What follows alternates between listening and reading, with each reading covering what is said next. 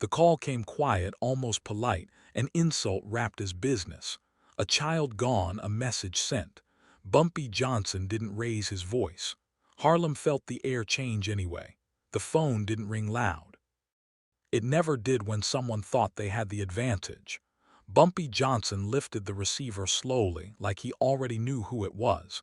He didn't say his name. He didn't have to.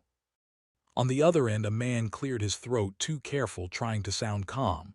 "She's with us," the voice said, not rushed, not angry, almost respectful. That was the insult. Bumpy listened.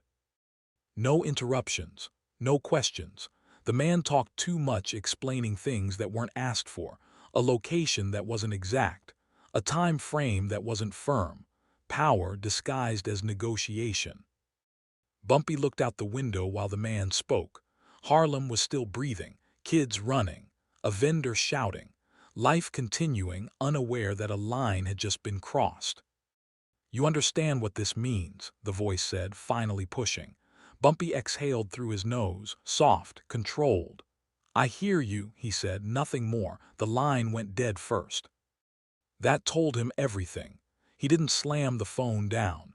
He placed it back carefully, like it belonged to the house, like anger didn't live here. Then he stood still for a moment, longer than necessary, letting the silence settle. This wasn't about money. This wasn't even about threat. This was about someone believing they could reach into his world and pull something out without permission. And Harlem didn't forgive that kind of mistake. Morning came slow, like the city was thinking about something. Bumpy didn't make calls, he walked. Doors opened before he knocked. Men straightened without being told. Nobody asked questions out loud. They didn't need the details. They could feel the shift. Harlem always could. In the barbershop, clippers kept moving, but mirrors stayed busy. On the corner, dice stopped mid-roll when Bumpy passed, then resumed only after he was gone. Respect wasn't spoken, it was practiced. He said the same thing to everyone. Nothing. That silence did the work. It told them this wasn't panic. It wasn't rage. It was control. When Bumpy stayed calm, it meant someone else should be nervous. By noon, strangers stood out. Cars idled too long. A face showed up twice in the same block. Harlem marked them quietly, like a ledger kept in memory. This wasn't a hunt. It was a closing circle. Bumpy sat later that afternoon, hands folded, listening to the city report back without being asked. He didn't rush it. Time favored the patient. It always had. Whoever took the girl thought they had leverage. What they really did was wake up a neighborhood that remembered who protected it, and Harlem never moved for fear, only loyalty. The second call came sooner than expected. That was the first crack. Same voice, less confidence. The politeness had thinned, replaced by a need to be heard. They wanted a response. They wanted Bumpy to move too fast. He didn't. Bumpy let the man talk himself into corners.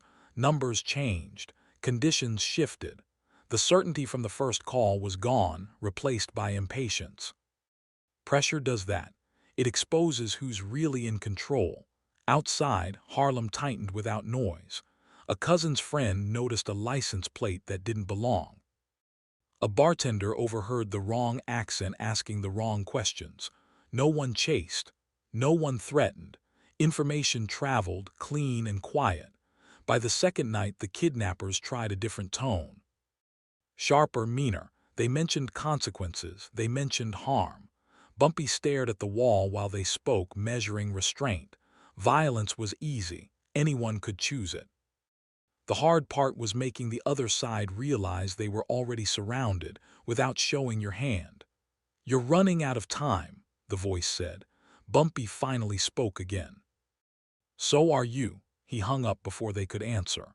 That silence landed heavier than any threat, because now they knew this wasn't a negotiation stretched thin. It was a clock they didn't control. And somewhere in the city, men who thought they were hunters started to feel watched. They got sloppy on purpose. A message passed where it didn't belong. A name spoken too loud in the wrong room. They wanted witnesses.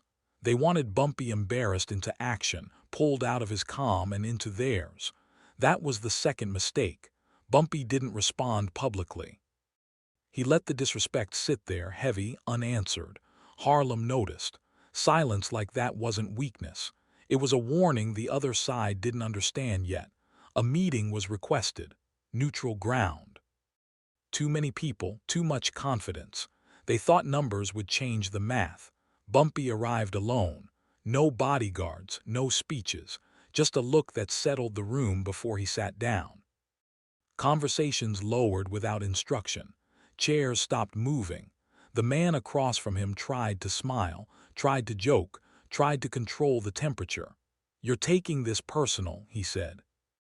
Bumpy's eyes never left him. "You made it public," he replied. Calm, flat, final, no threats followed, none were needed. Everyone in the room could feel the imbalance now, who needed something and who didn't. When Bumpy stood to leave, nobody stopped him. Nobody spoke. The price had been named without numbers. And everyone there understood what unpaid debts looked like. The meeting after that wasn't requested. It was arranged. A back room, clean table, no music, no audience. The kind of place where men spoke carefully because sound traveled differently there. Bumpy arrived the same way he always did, unrushed, unguarded, certain. The girl was brought in through a side door, wrapped in a coat too big for her, eyes tired, scared but unharmed. That detail mattered. It meant the other side still hoped. Bumpy didn't move toward her right away. He stayed where he was, letting the room feel the weight of that restraint. Power wasn't in the rush. It was in the choice not to rush. One of the men started talking. Apologies, explanations, blame placed on partners who weren't present. The usual noise people make when they realize the ground shifted under them. Bumpy raised one finger, just one. The room went silent. "You misread me," he said, not angry, not loud. "And you misread this city." He nodded once. The girl was released into waiting arms, safe. That was the end of the transaction. Everything else was consequence. Bumpy stood. "This doesn't happen again," he said. Not as a threat. As a fact, no one argued they couldn't. Violence never showed its face, but everyone in the room understood it had been invited and then dismissed. Bumpy walked out the same way he came in. Control intact. Message delivered. Nothing broken that couldn't be remembered. She was home before dawn. No sirens. No crowds.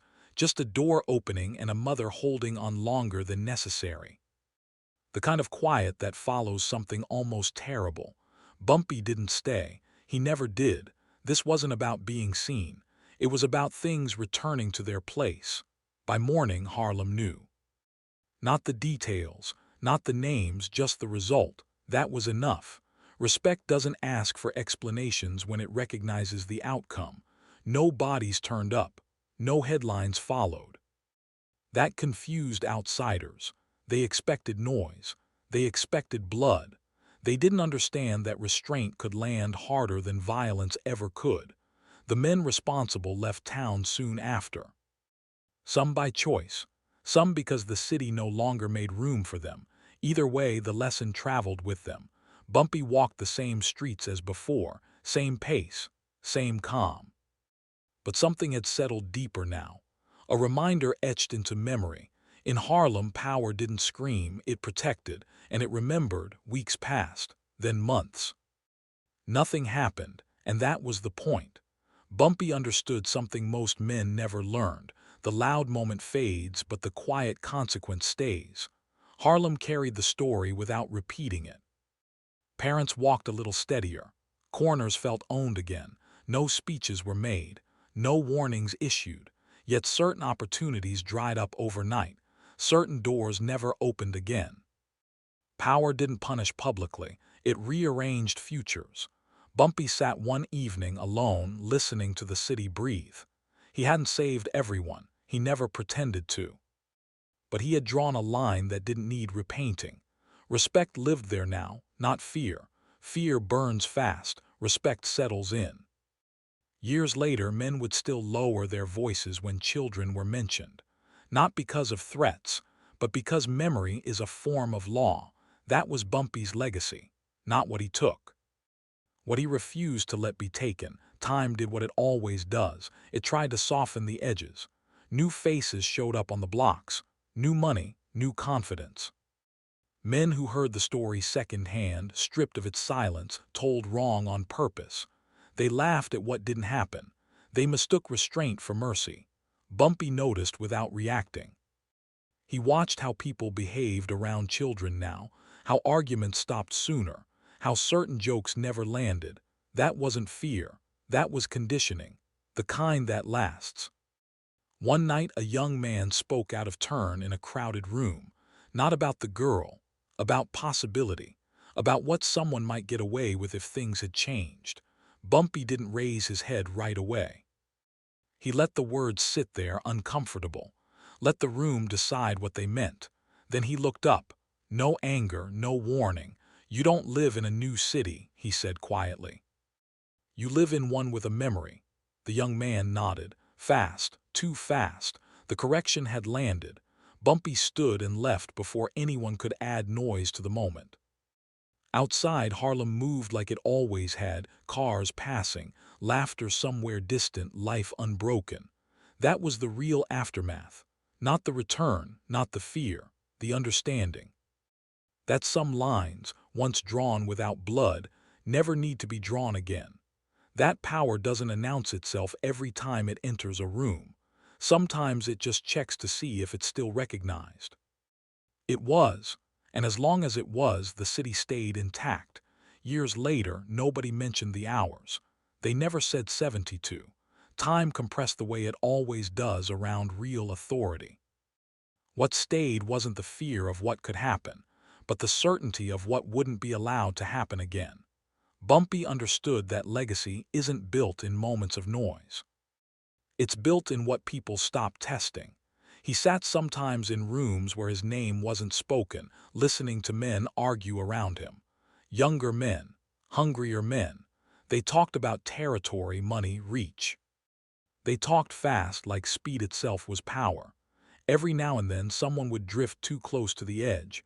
A joke, a suggestion, something involving families, something involving leverage. The room would go quiet before Bumpy ever moved, not because they feared him, because they feared what the room remembered. Bumpy never corrected them loudly. He didn't need to. He let their own silence do the teaching. That was the difference between a man who ruled through force and one who shaped behavior. Force demands repetition. Respect only needs proof once. Outside, Harlem aged. Buildings changed hands. Faces disappeared. But the code stayed intact, passed down without ceremony. You don't touch children. You don't turn the neighborhood into a message board. And if you do, there won't be chaos. There will be correction. Bumpy walked those streets knowing his power was already moving ahead of him, long after his footsteps passed. That's what restraint buys you: longevity, memory, order without noise. He never called it leadership. He never called it protection. He just called it responsibility.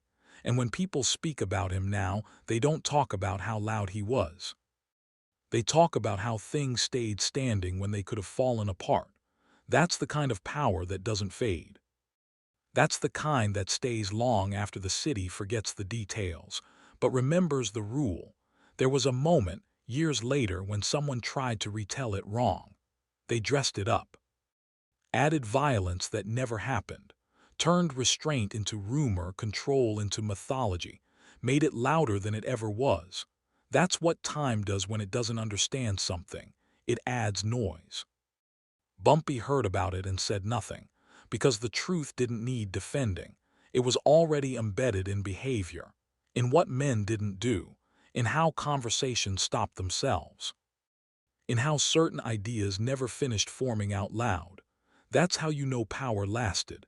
He walked through Harlem like a man walking through a house he helped keep standing, not proud, not sentimental. Just aware of what weight he carried and where it came from. People nodded. Children were left alone. Lines stayed where they were drawn.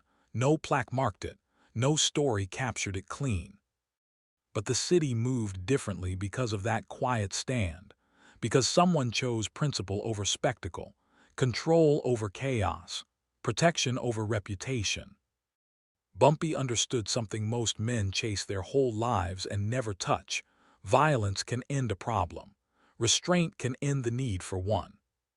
And long after his voice stopped carrying through rooms, long after the streets changed names and faces, that silence still held.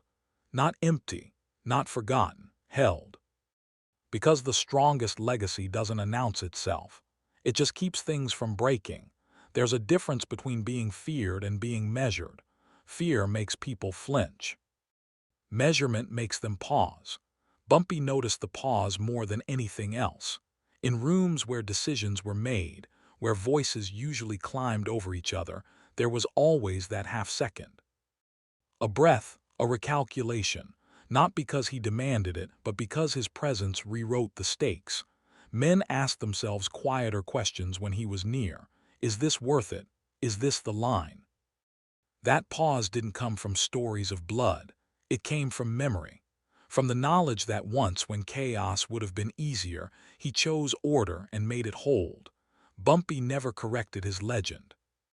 Legends decay. They invite challengers. What he built was heavier than that. It lived in behavior, in restraint passed down like instinct. He understood something simple and rare. Real power doesn't expand forever. It settles, it stabilizes, it knows when to stop moving. That's why the city stayed intact.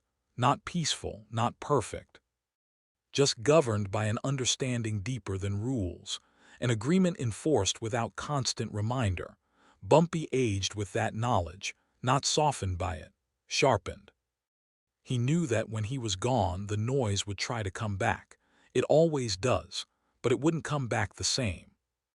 Because once a city learns that silence can be stronger than gunfire, it never fully forgets, even when it pretends to. That was his final control, not over men, not over streets, over the standard. And standards, once set right, outlive everyone who touched them. Toward the end, Bumpy spent more time listening than speaking. Not because his voice had lost weight, but because the city had learned how to carry it without him saying a word. That was the test, whether the standard stood on its own. He watched men make decisions correctly when no one was watching. That mattered more than loyalty. Loyalty can bend. Standards don't. There were moments he could have stepped in. Moments where force would have been justified, even welcomed. He chose not to. Intervention, used too often, weakens the lesson. Absence lets it prove itself. Bumpy understood succession wasn't about names. It was about habits, about what felt unacceptable now, about what crossed a line before anyone had to point it out. That's how power retires properly. He walked Harlem knowing the city no longer needed reminders. The pause was still there. The silence still worked. Children still moved untouched through blocks that once tested them. That's when a man knows he's done something permanent. Not because people still look to him, but because they don't have to.